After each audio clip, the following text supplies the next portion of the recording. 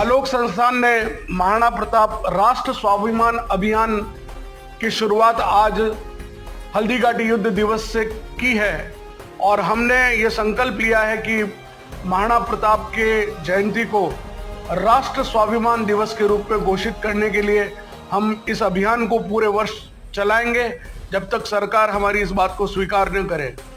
18 जून को हल्दीघाटी युद्ध, जिसे खमनोर युद्ध के रूप में जाना जाता है, कर्नल जेम्स टॉड ने जिसको थर्मोपल्ली ऑफ इंडिया बोला है, उस महान युद्ध को भारत के इतिहास में नहीं विश्व के इतिहास में एक बहुत महत्वपूर्ण स्थान प्राप्त है।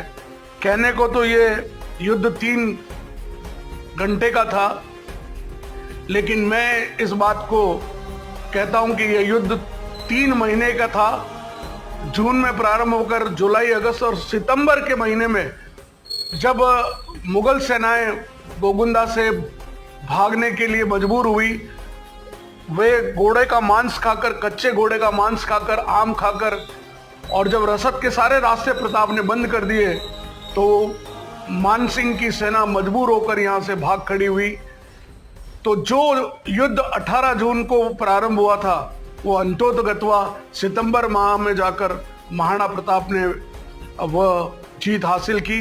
इसलिए हल्दीघाटी के विजेता के रूप में हम महाराणा प्रताप को हम न सिर्फ ऐतिहासिक रूप से बल्कि प्रामाणिक रूप से हम ये सिद्ध करना चाहते हैं कि हल्दीघाटी का विजेता अगर कोई था तो वो महाराणा प्रताप थे। और इसीलिए पूरे देश में ये आलोक का एक और विनम्र प्रयास है। हमको इस बात का कोई अहंकार नहीं है, हमको विनम्र प्रयास बोलेंगे कि हमारे इस अभियान के अंतर्गत हमने एक टेक्स्ट बुक महाराणा प्रताप पर लिखी है और वो छपकर तैयार हो रही है, जिसका हम बहुत बड़े भव्य समारोह में उस किताब का लोकार्पण करने वाले हैं, जिससे बच्चे पढ़ेंगे और उसके बाद उनके प्रश्न उत्तर उसमें रहेंगे।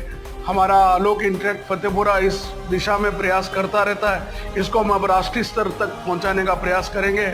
आज हल्दीघाटी युद्ध दिवस की आप सभी को राष्ट्र स्वाभिमान दिवस की शुभकामनाएं देते हुए आइए हम हल्दीघाटी के महान योद्धा, हल्दीघाटी युद्ध के विजेता महाराणा प्रताप को नमन करें। जयकारे के साथ ही हम पुष्पांजलि अर्पित करेंगे। महाराणा प्रताप की जय।